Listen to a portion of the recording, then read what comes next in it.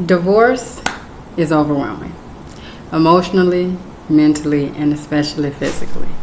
And depression often creeps in during this season, making even the smallest tasks feel heavy or insurmountable.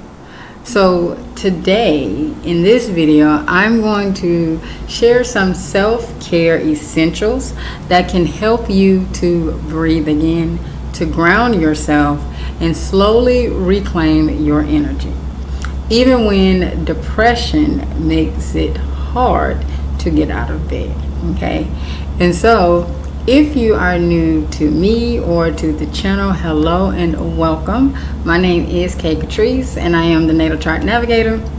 I'm an intuitive astrologer and I teach newly divorced women how to use their natal charts to heal and move through the 6 stages of divorce easier and with more grace.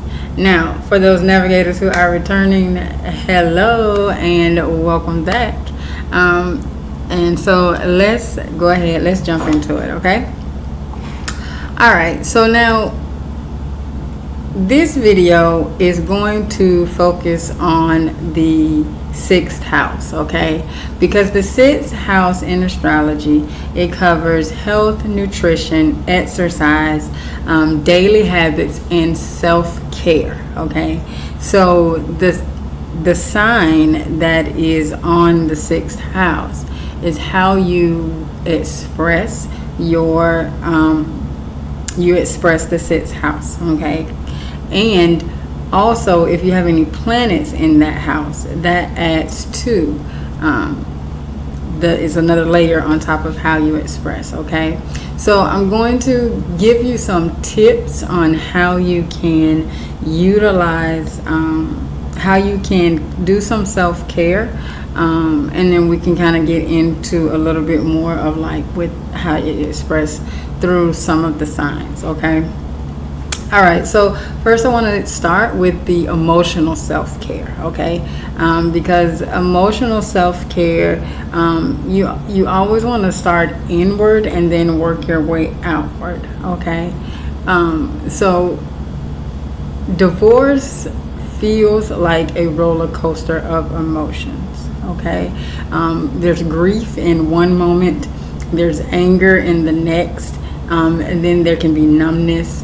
And then you can wake up one day and be feeling like all is well in the world, right? And so when you add in the depression component, it can make these swings even harder, excuse me, leaving you stuck in a fog. And so instead of pushing those feelings down, give them a container, give them space to be released, okay? So a few tips to help you to with this, okay? The first one is journaling, okay? And so you can use prompts or you cannot use prompts, it's up to you. But you can use, if you decide you want to use prompts, a few prompts that you can use is, what am I feeling right now, okay? Or you could say, what is one thing that I am grateful for today? When you are in your divorce recovery, it is hard sometimes to find something to be grateful for because you feel like you've lost it all, okay? And it doesn't matter whether you initiated the divorce or not.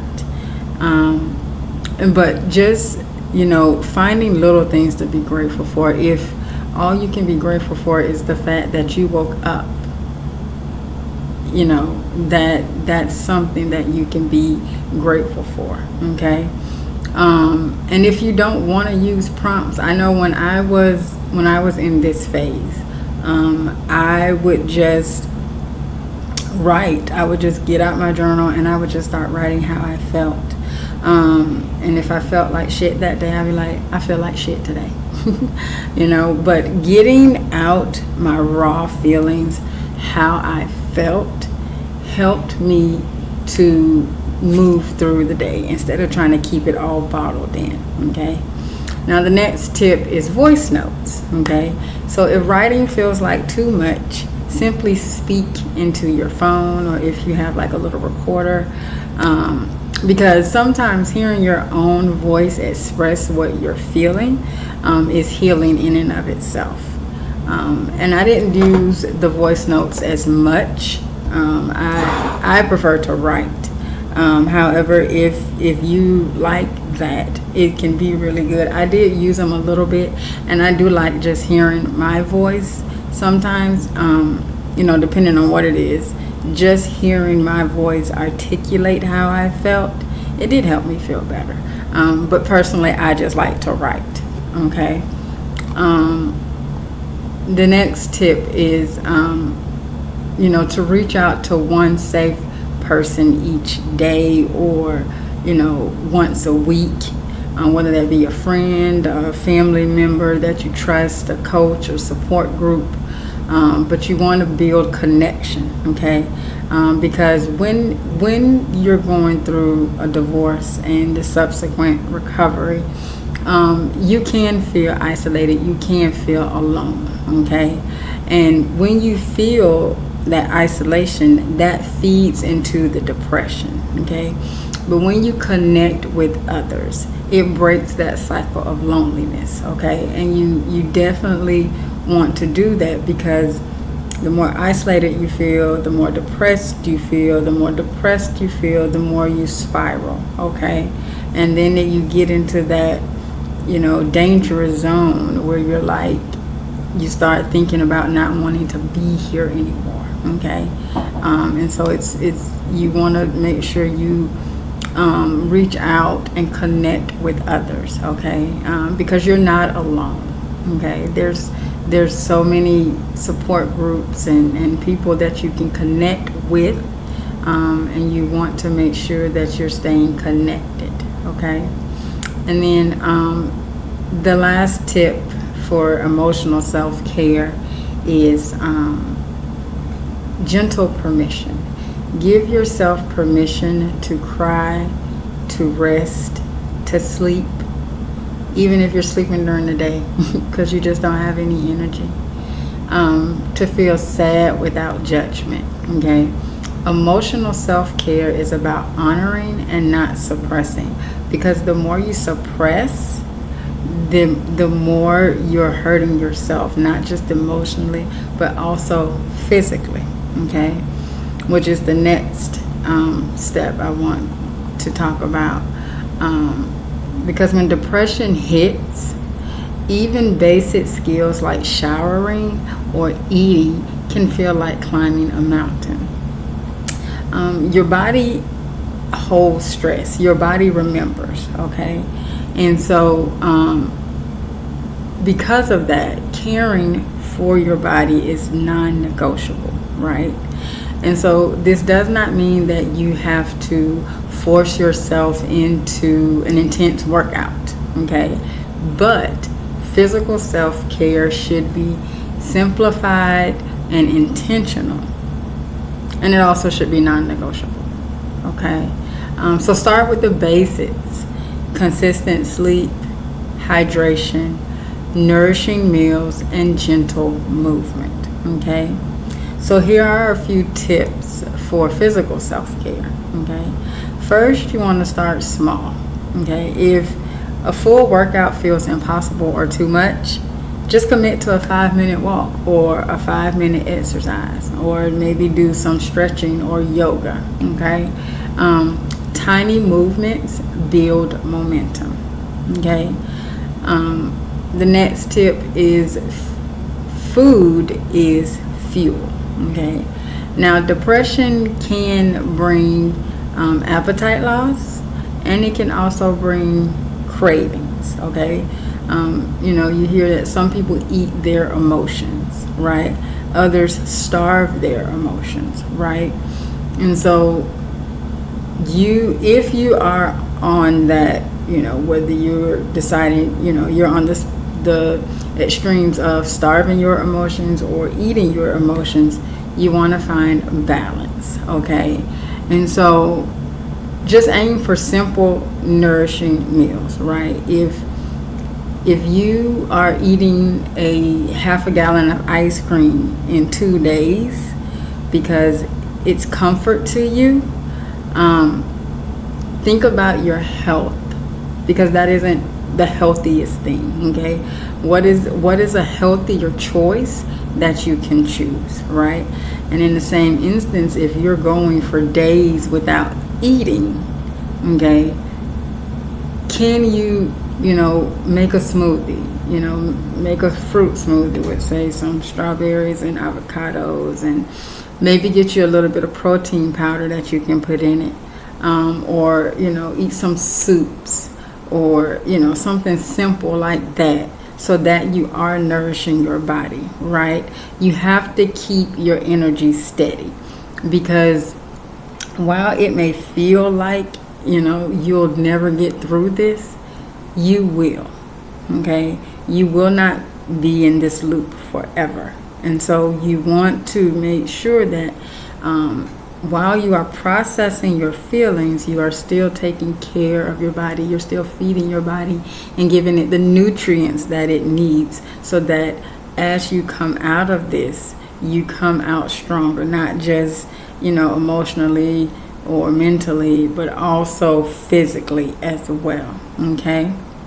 The next tip is your sleep hygiene. Okay. Depression can disrupt your sleep patterns. Okay. And so you want to create a gentle nighttime routine. Dim the lights, no scrolling, maybe 30 minutes to an hour before bed. Set a consistent bedtime. Drink maybe some chamomile tea before you go to bed. Get you a calming playlist that you can listen to. There's a song I started back in 2017 because I was having such a hard time sleeping.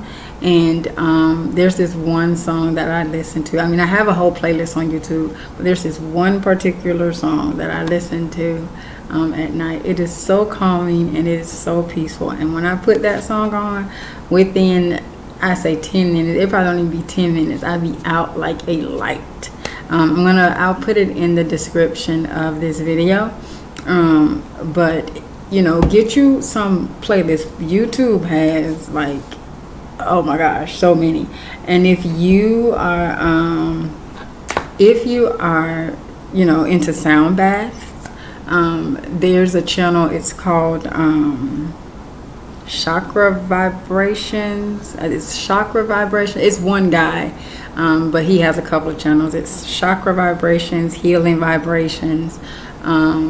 He has, I think, the Tibetan Vibrations. He has a couple of channels, but I really like his channel. He has these two little cats, and the one cat is always like in the videos with him and stuff.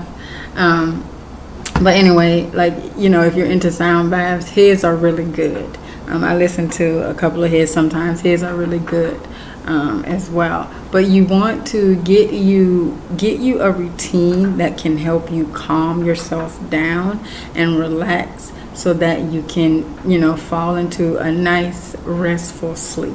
Okay. And then the last tip for physical self-care is body compassion. Okay. So instead of forcing yourself into intense workouts, you want to focus on what feels soothing to you in the moment. Okay. And now, if you were somebody who, before your divorce, you worked out a whole lot, if you can, continue to do that, if that's something that helps you, then by all means do that. Okay. However, if you just can't bring yourself to do a full workout, not saying you won't ever get back to that, but if in this moment you just can't, that's okay. Don't beat yourself up because you're not doing that. Okay.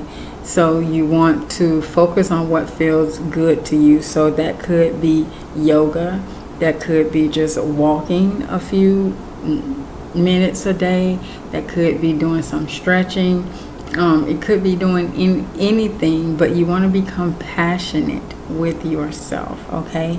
Now, again, when you look at the sixth house, the energy on the sixth house will kind of guide you into, what will be the best exercise for you. If you have Aries on the sixth house, or if you have Aries, Leo, or Sagittarius on the sixth house, that's fire energy. So, working out, running, like being intent, like active, physically active, would be really great for you. And, that will probably help you, with your physical, but it could also help you with your mental, right? However, if you have, say, and then if you have Mars in the sixth house as well, you're going to be a more physically active person, even if you have Sun in that house, okay? Now, having say, like Pisces on that house, you may not be, that might not, physical activity might not be, what you need. You may need to do something like yoga, okay? Something that's more spiritual, okay? You could just be walking for you, okay? I have Capricorn in that house, and so, exercise for me is not like actually going to the gym and all of that. Like, I'm not a big gym person. I will go. I have gone, here and there, but that's not something that I like to do on a daily. But I do like to walk. I like to do physical stuff, but just not like in a gym type setting, if that makes sense. Like, I would prefer to work out at home, okay, versus being out in the gym or whatever. But each person is different. But you just have to look and see, really see the energy on your sixth house, and also the ruler of the sixth house as well, okay? The ruler of the sixth house, the sign that ruler, the sign in the house that ruler is in, okay? Because that adds to, what it is that you like to do, right? Okay. And so now let me know in the comments if you know what sign you have on your sixth house. Let me know in the comments what sign you have, and how do you like to exercise? How do you like to move your body, as far as, physical exercise, okay? All right. Now, moving on to the next thing, which is the mental self-care, okay? So when you are, if you are initiating, in the process of divorce, or your divorce is now final, it pulls your mind into constant overthinking, right? So you're replaying the past, or you're fearing the future, you can be focused on the what ifs, right? And so when you add in depression into this, it adds a layer of hopelessness, convincing you that nothing will change, right? And so you want to make sure that you are practicing boundaries around your mental space. It is very crucial that you practice these boundaries, because you don't want to get into a loop to where you're thinking nothing's going to change. I don't want to be here anymore. Maybe I should just end it all. You don't want to spiral into that, okay? So here are a few tips to help you with your mental self-care, okay? The first one is boundaries with technology, okay? If you are checking your ex's social media, or visiting any old text that, was sent to you, stop. because this can trigger spirals. This can trigger you to be upset, and it can trigger, you falling deeper into sadness. So just stop that. Also, just scrolling as well can trigger you into, thinking that, you're not doing enough to get past your divorce. You're not doing enough to move on. It's making you think that you are just, that you're just sitting in a pity party and not trying to move forward, when that is not the case. When you are, working on moving forward, it's a process. And so you have to be gentle with yourself. And everybody has an opinion on everything, but nobody is living your life. Nobody has your life, and they don't know what's going on for you. And so everybody is speaking from their own opinion. And so while yes, you can learn things from other people who have been through a divorce or who are in a divorce, and you can get that support. You have to remember that is their perspective, that is their point of view, and they are not living your life, and they're not looking at things through your point of view. And so you want to make sure that you limit how much you scroll on social media and how much you're taking in from the external. Okay. Now the next tip is affirmations and reframes. Okay. Replace, if you're saying things like "this will never change," or "I feel like I'll be here forever," or "I can't get past this," change it to something like "I'm healing," even if it's slow, even if it seems slow. "I'm healing," or "I'm moving forward no matter the pace. I'm still moving forward every day." One of my favorites is "I am the creator of my reality, no matter what it looks like currently." Okay? Because looking at the external, looking at what currently is, will spiral you, because you're just wanting it to change so badly. You're just tired of it looking the way it looks, and you're wanting to see different. And so if you're not seeing different, as quick as you want to see different, it will literally, it'll have you spiraling. And so, affirmations and reframing your point of view, it can definitely help with your mental self-care. Okay. Now the third tip is to reach out and get professional support if you need it. Okay.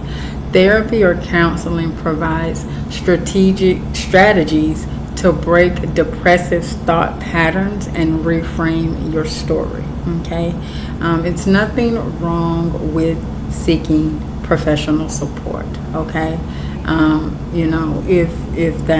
if you feel like that will help you.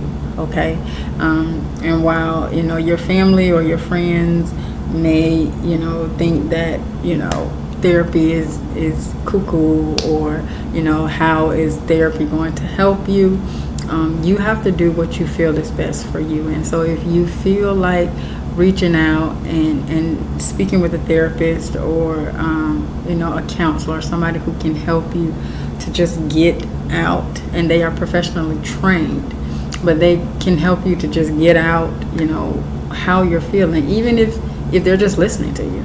Okay, they're just listening to you. It can still help you than just keeping it bottled up inside. Okay. And then the last one is to create a structure. Okay, for yourself. So depression thrives in chaos. Okay, and so even a simple routine, something as simple as waking up, taking a shower, going, taking a walk, and then eating, that creates mental stability. And even if you only do those 4 things throughout the day, and then the rest of the day maybe you're just drained and you just lay in the bed all day or lay on the couch, the fact that you have a routine of those 4 things in the morning that you get up and you do, it rewires you because your brain is set to, okay, boom, I know, and it gives you something to look forward to, right? And so as you're doing that, as you're walking, maybe on your walk one day, you'll come across something that can, help you, and it'll, when you get back home, you won't just lay down on the couch. You'll, get into looking into whatever it is, or you may be walking and you may meet somebody on your walk and y'all start talking and then they tell you something, and so it's like, as you create this routine, one, it's helping with your mental stability, but two, that routine can help to pull you forward because it gives you something to look forward to doing every day besides just laying in the bed all day. Okay? So creating some type of structure will definitely help you. Okay? All right.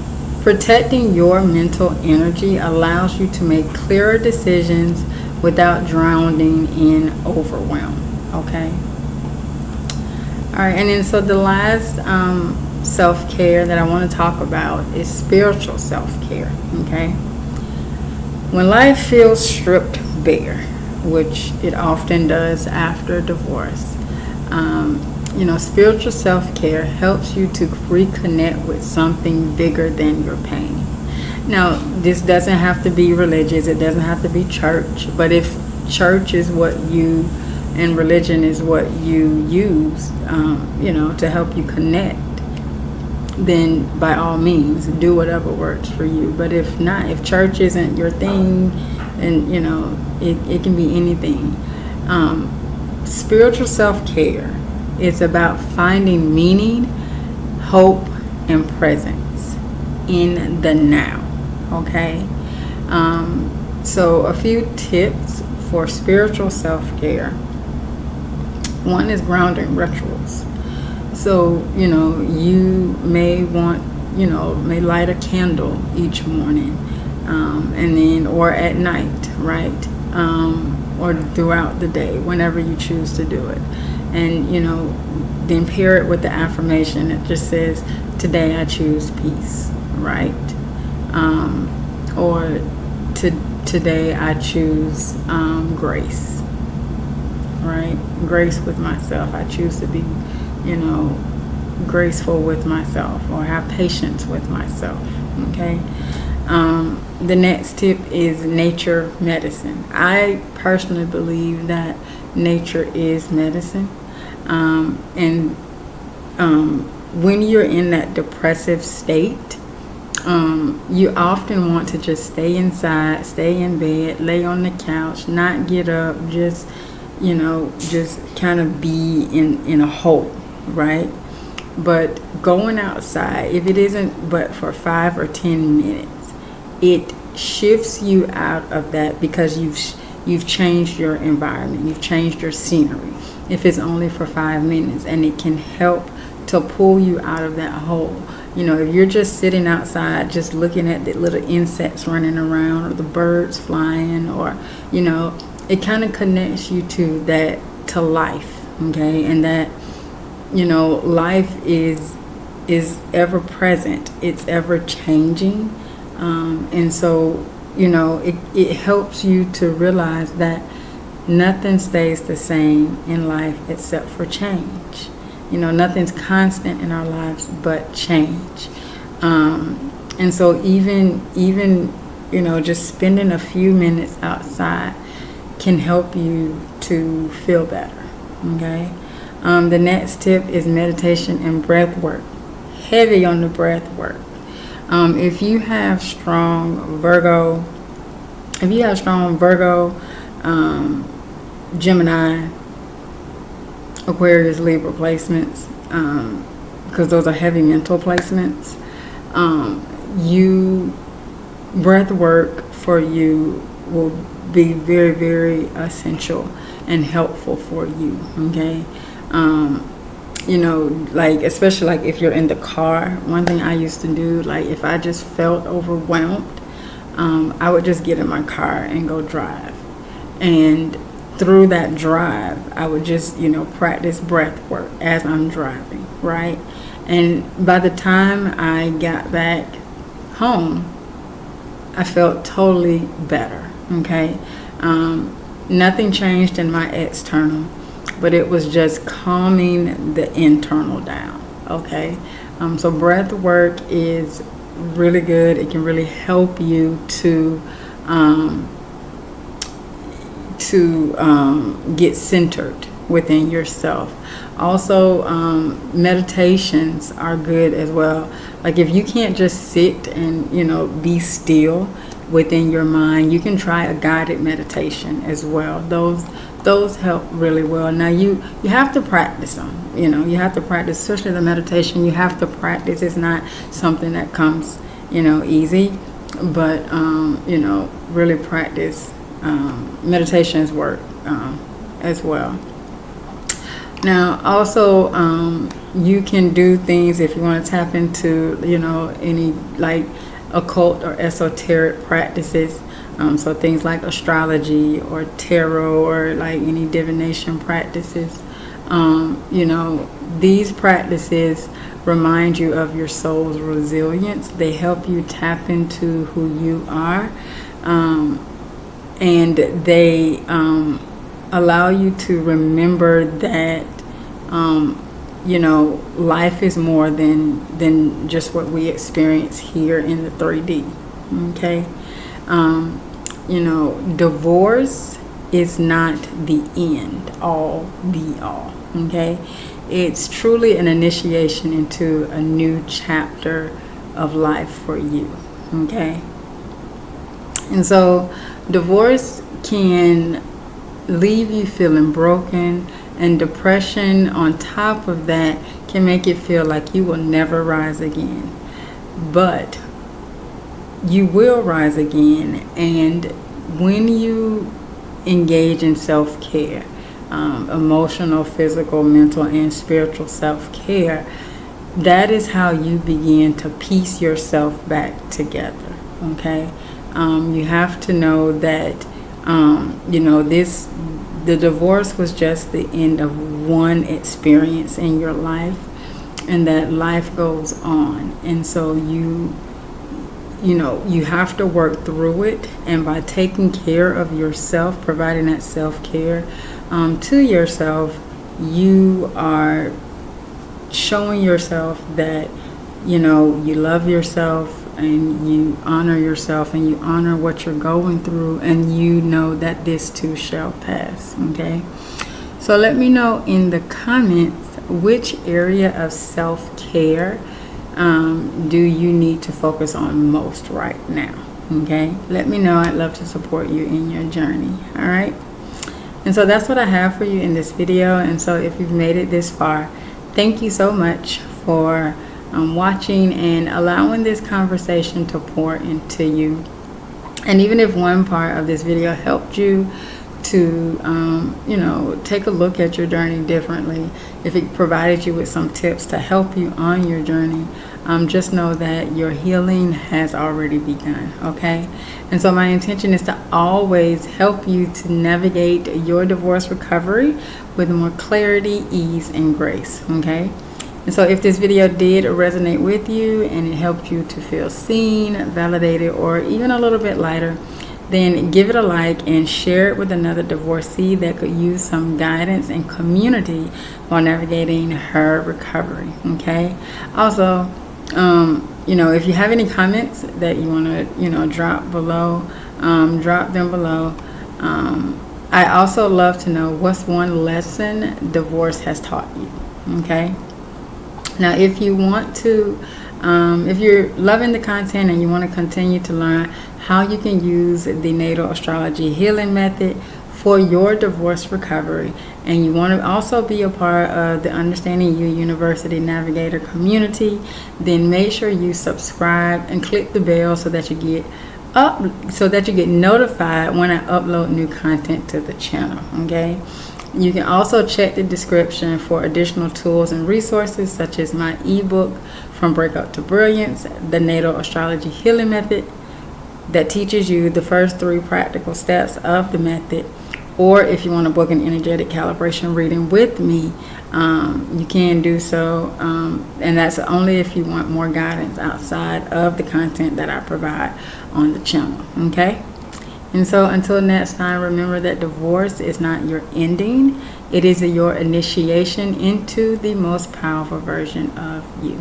All right, and so I will see you on the next video, and have a good one. Oh, also check out this video here, this next video, where I talk about how to use your fourth house to rebuild your emotional stability and security.